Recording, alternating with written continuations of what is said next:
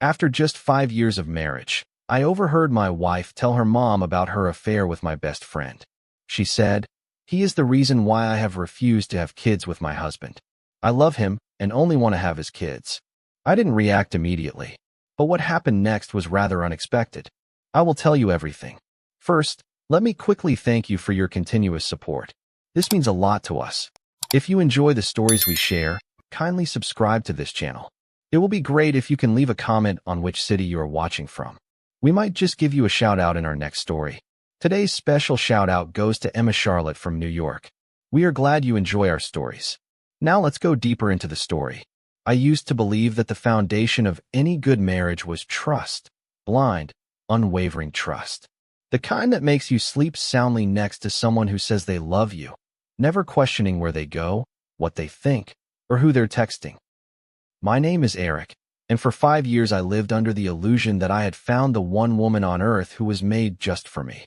Rachel. She was beautiful in a way that wasn't just physical.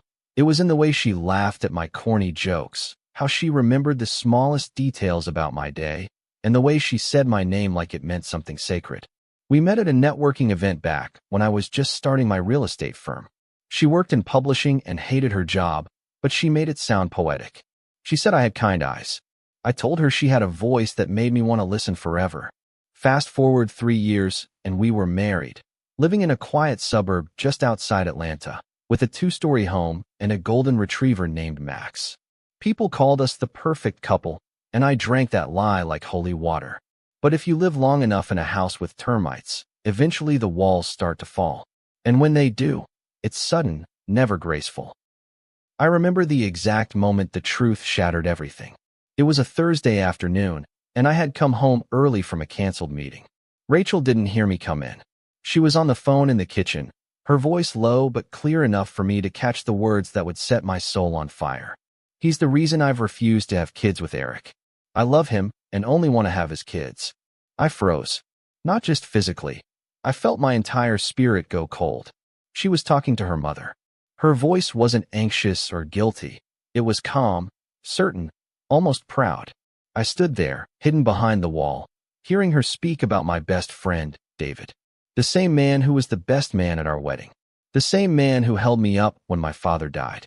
The same man who, apparently, had been holding my wife in ways I never could imagine. In that moment, a strange kind of stillness overtook me. Not rage, not sorrow. Just clarity, sharp and surgical. I didn't storm in. I didn't confront her. I simply turned around, walked back out the door, and sat in my car until my heartbeat slowed. I don't know how long I was out there, but when I finally drove away, it wasn't home I was leaving. It was a fantasy. That night, I slept at a hotel downtown, staring at the ceiling, replaying the last 5 years in my head like a cruel documentary. Every missed period, every awkward fertility appointment, every maybe next year excuse, it all made sense now. I had spent years believing that Rachel's tears over our childlessness were genuine, that her frustration mirrored mine. But now I knew. It was all an act. Every doctor's visit was a performance. Every lie carefully coordinated. And some doctor, someone I trusted, had played a part in this elaborate betrayal. I didn't tell anyone at first. Not even David. I needed time to build my exit strategy, and I knew that any emotional reaction would only make things messy. The next morning, I called my lawyer, Michael, a no-nonsense man who had handled my business contracts for years. I told him I needed to set up a shell company and begin transferring all my properties and assets, quietly. He didn't ask questions, just told me to come by his office. Over the next few weeks, I went through the motions at home like nothing had changed. Rachel still kissed me goodbye every morning, still asked what I wanted for dinner. I kissed her back, told her pasta would be great. But every time I looked at her, it was like staring into the face of a stranger who had murdered someone I used to love. I don't know how I managed to keep my composure, but I did. The quiet became my armor. While she texted him under the table, I was moving our entire estate into a structure she couldn't touch.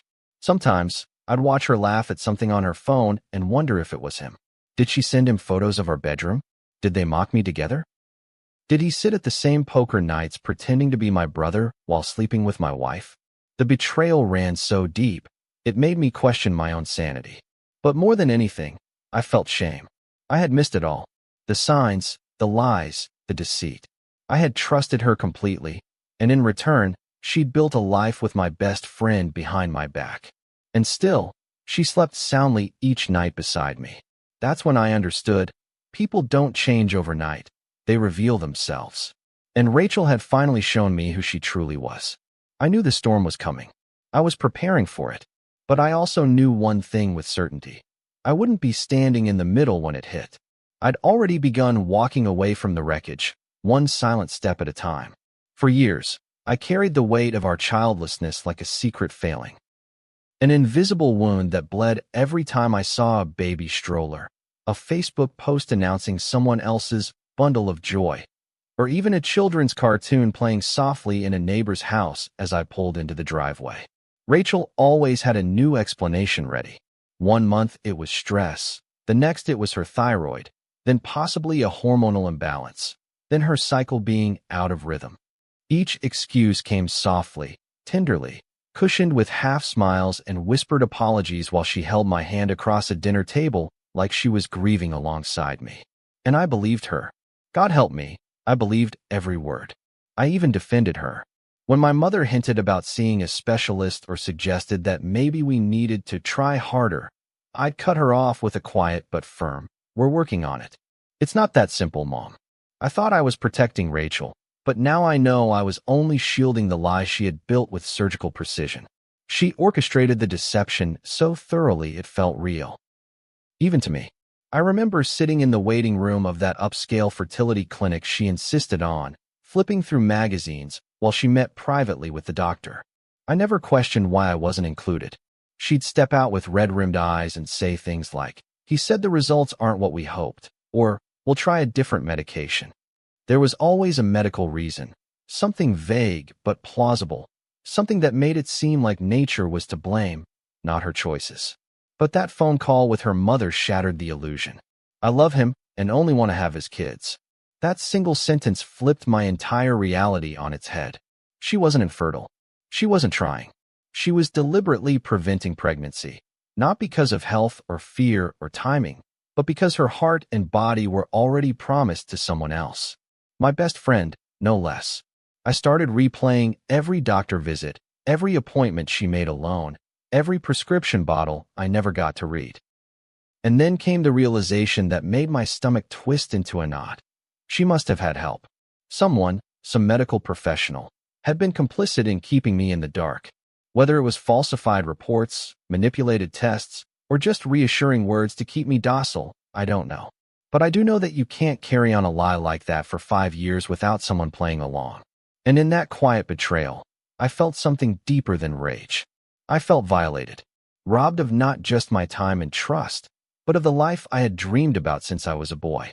The Sunday mornings making pancakes with a toddler on my hip, teaching my son to throw a football, watching my daughter try on her mother's shoes. All those moments had been quietly suffocated under the weight of a secret Rachel never intended to share. What stung the most wasn't even the infidelity itself. It was how easily she stole those years from me. How skillfully she dangled hope just out of reach while she built a different future behind my back. She let me grieve for children that were never even considered. She watched me research adoption, smile wistfully at kids in parks, even break down once in our bedroom after a friend announced his third child. And through it all, she held me and whispered, "We'll get there, babe." Those words feel poisonous now. I can still hear her voice saying it, can still feel her hand rubbing circles on my back as I sobbed. How do you reconcile love with manipulation? How do you forgive someone who didn't just cheat on you, but carefully constructed a life where you were the only one not in on the joke? As I sat with all this, quietly, methodically, without confrontation, I began to understand something fundamental about who Rachel really was. She didn't just betray me out of lust or boredom. She betrayed me with calculation. She made choices that required planning, coordination, and above all, deception. And that meant she was never going to come clean. If I hadn't overheard that phone call, she would have continued this charade for who knows how long. Would she have eventually left me for David? Or would she have kept me around as the loyal, childless husband while building a second life in the shadows? I don't know. But what I didn't know was this. I could never, ever let her know that I knew. Not yet. I needed more time. Time to protect myself. Time to gather proof. Time to burn the house down, metaphorically, without her ever smelling smoke. I took a sick pleasure in playing the part. I'd kiss her goodbye in the mornings, bring home her favorite takeout, even suggest weekend getaways. I watched her relax into the safety of her illusion while I chipped away at its foundation behind the scenes. I made copies of her medical files. I had a private investigator dig into her appointments and pull security footage from the clinic. Every breadcrumb I uncovered made the picture clearer and more revolting. The doctor? A college friend of hers. A woman she used to party with who had switched from bartending to gynecology after med school. The perfect accomplice. The reports had been edited. Some never existed. The lies were layered so thick, it was like peeling back decades, not years. The rage came in waves. Quiet ones at first, then sharp, sudden crashes that made my chest ache. I'd sit in my car in parking lots, gripping the steering wheel, trying not to scream. Sometimes I wanted to expose everything all at once. Walk in, throw the evidence on the table, scream in her face. But I didn't. I waited. I planned. Because now I wasn't just the betrayed husband. I was a man preparing for war. And I was going to win. By the end of that month, everything was almost ready. The properties were safely moved under the shell company, my bank account split, and my lawyer briefed. Michael advised me to hold the divorce papers until we had one final piece, the confession. I needed her to either admit the affair or show clear enough signs that she couldn't refute them in court. And that's when I turned to David, the wild card. I wasn't ready to confront him, not emotionally. But I needed him to talk. Because deep down, I knew something he didn't. His part in this wouldn't save her. It would bury them both. Some men shatter when they find out they've been betrayed. Rage, violence, breakdowns that strip them of all dignity. But I wasn't that kind of man. I couldn't afford to be. Not with everything I'd built, and especially not with the quiet, poisonous kind of betrayal Rachel had orchestrated. I had always been methodical, measured. That trait, the one that made me successful in real estate, became my lifeline during those weeks of pretending. Every day was a performance. Breakfast at the kitchen island, Max curled by my feet, Rachel scrolling through her phone like she wasn't plotting a double life. And every day I got better at the lie myself. While she packed salads for lunch and hummed to music, I was quietly dissolving our financial ties. Each property title, every joint investment, all rerouted through a newly formed shell company registered under a generic LLC name that would never trace back to her.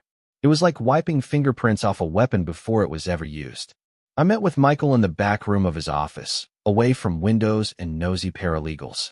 He brought in a forensic accountant and an asset protection consultant, two men who spoke in numbers and loopholes, who smiled like they'd seen worse. "We can make everything look like a business reorganization," one of them said, flipping through forms like they were grocery lists. It was a surreal thing. Watching your marriage be surgically extracted from your financial life, document by document. But it was also empowering. Every signature was a brick in the wall I was building between myself and Rachel. And I needed that wall. Because if I let myself think too long about what she'd done, I'd lose the composure that had become my greatest weapon. The irony wasn't lost on me. Rachel had spent years pretending to want children, lying to my face about fertility issues, while I now played the same game with her, lying with smiles, with sex, with false reassurances. We had become reflections of each other in the ugliest way possible. And yet, I didn't hate her in the way most would expect. I didn't want revenge just to hurt her. I wanted liberation. I wanted to sever the rope she had tied around my life, piece by piece, until I was finally free. And I wanted to make sure she walked away with exactly what she came into the marriage with, nothing. David was the next piece of the puzzle. Confronting him wasn't an option, not directly. Not yet. But I started planting seeds. Casual texts. Been thinking about college days. Let's catch up soon. You ever regret not settling down? I needed to get into his head, unsettle him. And it worked. He replied with hesitation, like he sensed something off. Good. Guilt makes people sloppy. I had a private investigator watching him too, tracking when he visited Rachel, where he stayed, what he said when he thought no one was listening. The more data I collected, the more it became clear that Rachel wasn't just cheating, she was delusional. She had built up a fantasy future with David that he didn't entirely buy into. She wanted children with him, yes, but he was dragging his feet. He liked the thrill, the secrecy, but not the responsibility. That would be my ace. Back at home, Rachel was planning a weekend trip to Charleston for our anniversary. The audacity of it nearly broke me. 5 years of marriage.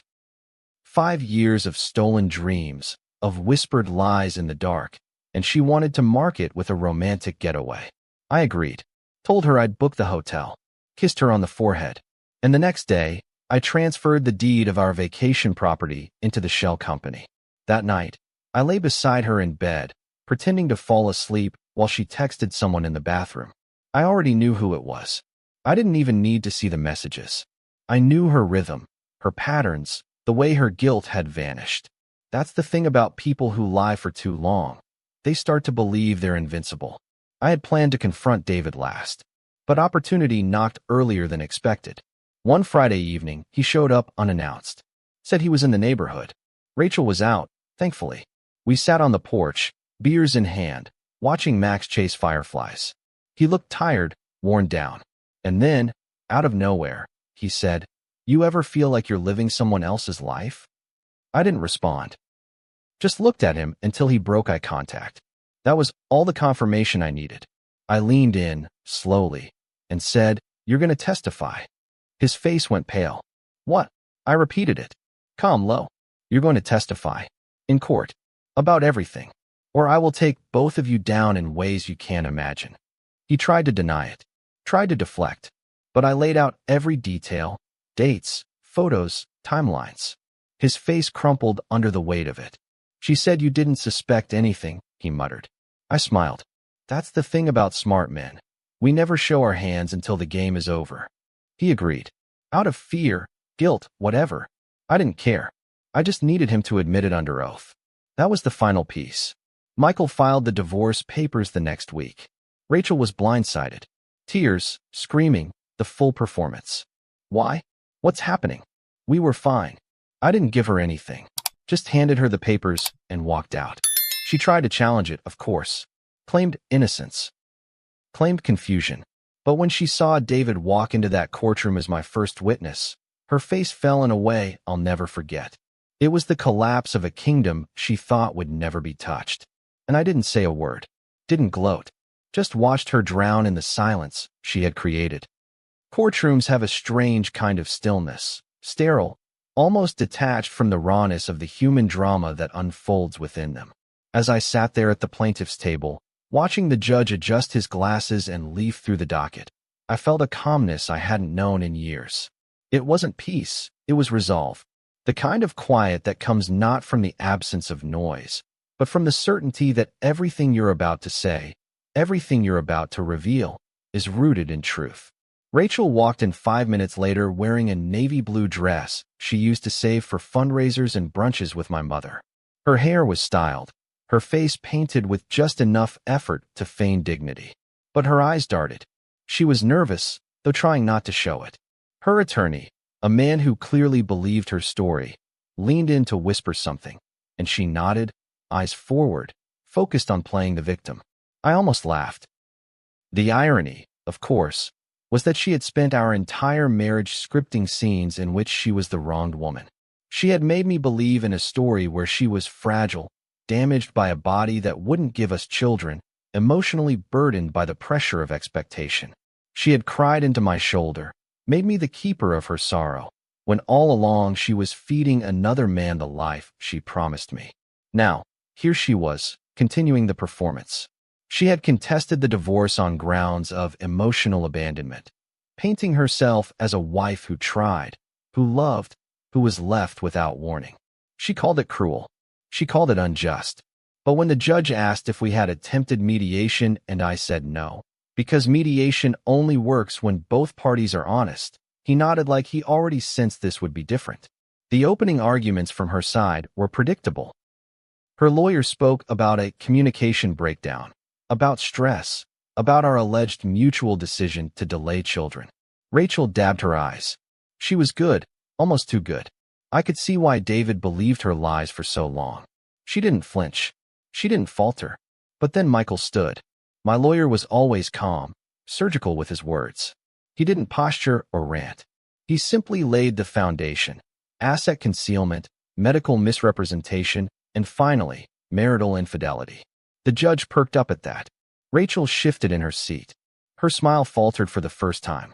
And then came the moment I had orchestrated down to the second. Your Honor, our first witness is David Hunter. When David walked in, Rachel's jaw tightened. Her body language betrayed her. She froze. Her hands clutched the edge of the table. He looked like hell, gaunt, guilt etched into every line of his face. He didn't look at her, didn't look at me.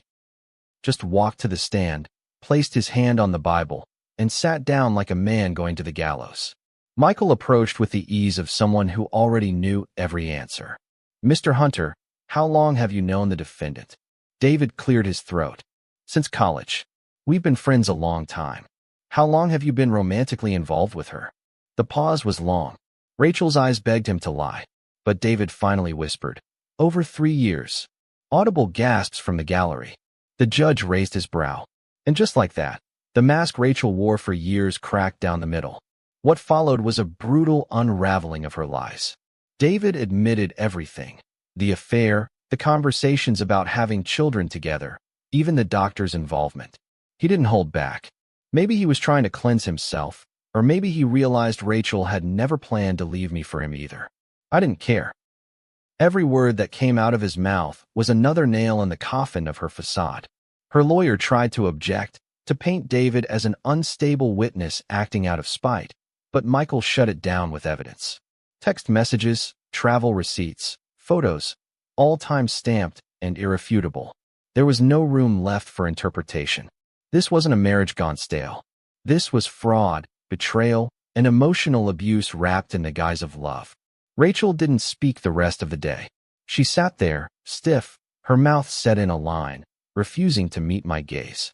For a moment, I almost felt sorry for her, not because she deserved pity, but because she was finally seeing the consequences of living a life without integrity.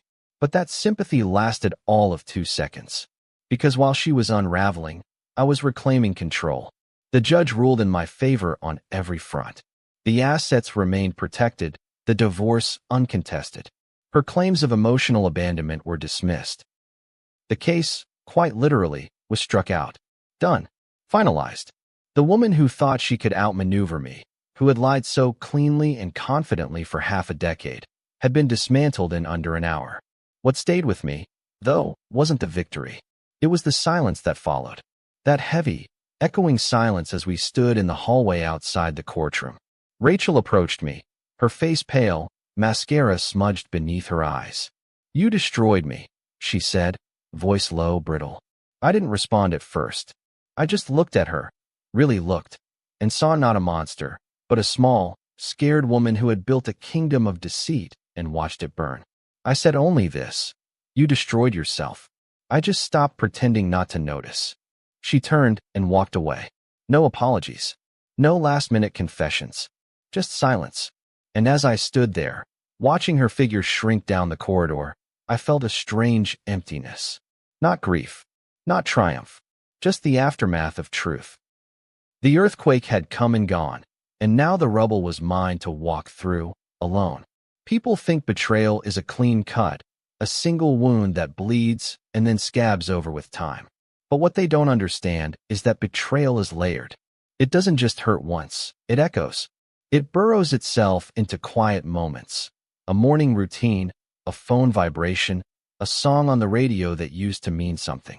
After the court ruling, I should have felt free. I had won, technically. Rachel was exposed. The assets were secured. The marriage was over. But instead of relief, what crept into my chest was something colder, heavier, a realization that this wasn't just about her. It was about David too. My best friend. The man I once trusted enough to call brother, who knew the codes to my home, who gave the toast at my wedding, and held my mother's hand at my father's funeral. The man who looked me in the eye for years while laying with my wife.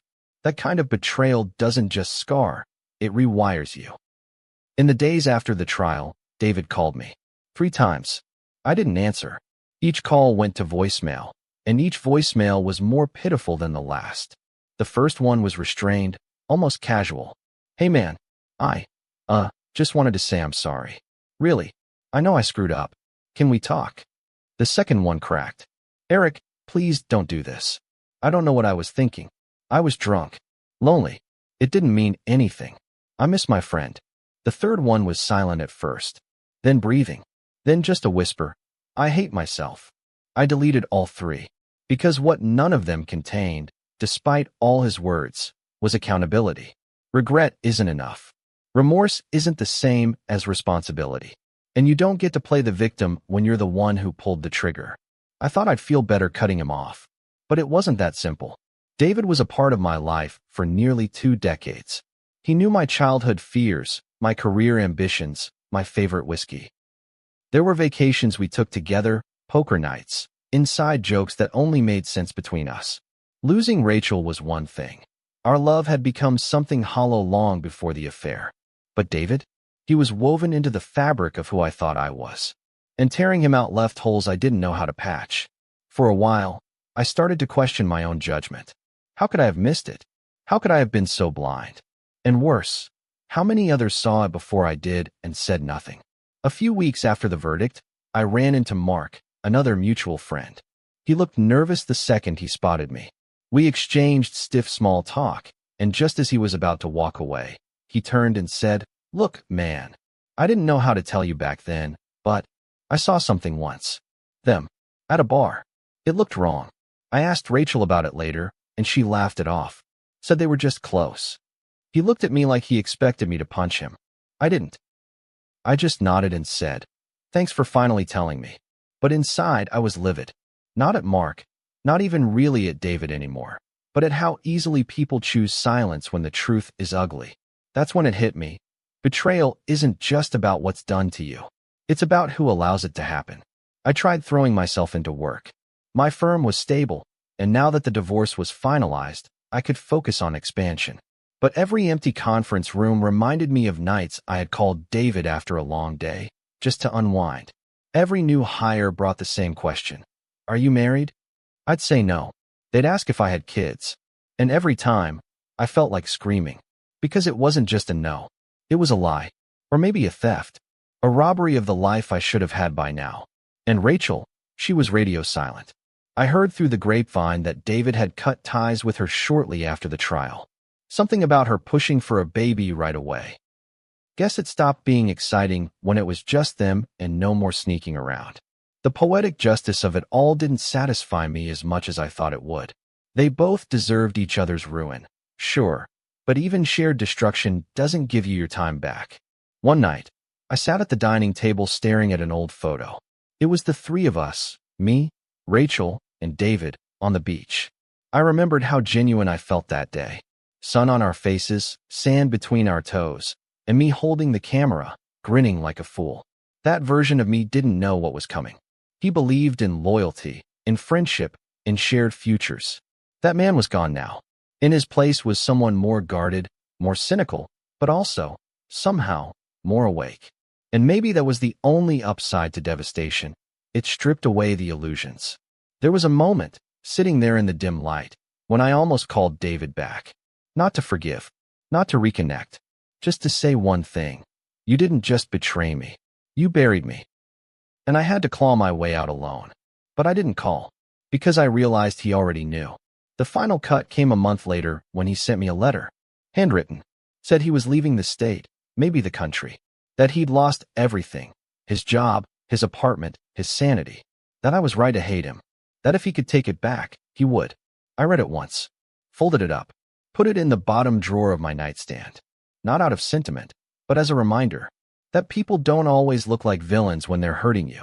Sometimes they look like family. There's something oddly peaceful about emptiness. In the beginning, it was jarring. Waking up in a house stripped of memories, where every photograph had been taken down and every familiar scent replaced with the sterile nothingness of fresh paint and open windows. But over time, that emptiness stopped feeling like loss. It started to feel like space. Space to breathe. Space to move. Space to rebuild. The divorce had gone through. The assets were mine. The lies were behind me. But emotionally, I was still sorting through the rubble. Because no matter how cleanly the papers were signed, starting over wasn't about documents or property lines. It was about reassembling the fragments of a man who had once trusted blindly, loved deeply, and been shattered silently. I moved into a modest condo in Midtown Atlanta, a far cry from the two-story suburban home Rachel and I had once shared, but something about it felt more honest. The windows were bare, the walls empty, but it was mine. No shared closets. No phantom perfume lingering in the air. Just me, my dog Max, and a silence that didn't ache the way it used to. At night, I'd sit on the balcony with a drink in hand, watching the city breathe beneath me. I'd think about all the things I'd believed in: marriage, loyalty, friendship, and how none of them had protected me when it mattered. And yet, despite it all, I hadn't turned bitter. Not completely. There was still a part of me that wanted to believe in people. I just no longer believed in promises made too easily. I went back to therapy, something I'd avoided during the marriage because Rachel always called it a waste of money. But now, I sat across from a quiet woman named Diane every Tuesday, slowly unraveling years of emotional knots. "What did you lose?" she asked me one day. I stared at the ceiling before answering. "My future," I said. The version of it I thought was real. That's what people don't understand about betrayal. It doesn't just break your heart. It steals the narrative you built around your life. I had imagined raising children with Rachel. Sunday pancake mornings, soccer games, family vacations. And even though I now knew those images were always fiction, mourning them still felt necessary. Because grief doesn't care if the thing you lost was ever real. It still aches the same. Friends reached out, cautiously at first. Some offered sympathy.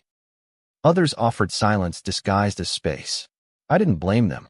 People never quite know what to do with the aftermath of betrayal. It's messy. It makes them question their own lives, their own spouses, their own blind spots. But one friend, my cousin Nate, showed up without warning one weekend, beer in hand, and said, "You didn't deserve that shit. Let's get you back on your feet." He wasn't polished or therapeutic. He didn't ask probing questions. He just sat with me, helped me refurnish the condo, and dragged me out to dinners when I would have rather curled into myself. Sometimes, healing starts with the people who don't try to fix you. They just make sure you're not alone. One evening, as we walked Max through Piedmont Park, Nate said something that stuck with me. "You didn't get your happy ending, man. But maybe that's because your story isn't ending yet." I laughed it off at the time, but later, lying in bed, I thought about how I had treated this chapter of my life like a funeral. Like I was burying something that had already died. But maybe what I was really doing was clearing space for something else. Not another relationship. Not yet. But a life that was finally honest. Because for the first time in years, I wasn't pretending. I wasn't forcing smiles or swallowing suspicions. I was just living. Fully, painfully, but truthfully. As the months passed, I started writing again, just small things. Journal entries. Letters I never sent. Thoughts I'd buried. One night, I wrote a letter to Rachel. Not to mail, just to purge. I wrote, "You made me question my worth. But I now understand that your lies were never a reflection of what I lacked. They were a reflection of what you feared. Truth. Intimacy. Accountability." I folded it, put it in the same drawer where David's letter still sat, and closed it gently. Not out of anger, but because closure isn't something someone else gives you. It's something you decide you're ready for. I saw Rachel once after everything. By chance. It was in a bookstore, of all places. She looked thinner, tired, alone. She spotted me and froze. For a second, the air felt thick, like time had stopped. She gave a small nod, almost a smile, and I nodded back. That was it. No words. No drama. Just two people standing on opposite sides of a war that had ended. And as I walked past her, I realized I felt nothing. Not hatred. Not longing. Just release. I didn't know her my rage anymore. She had already taken enough. Starting from zero wasn't glamorous. It wasn't full of epiphanies or reinventions. It was slow, unsexy, humbling. But it was mine. I had boundaries now. A therapist.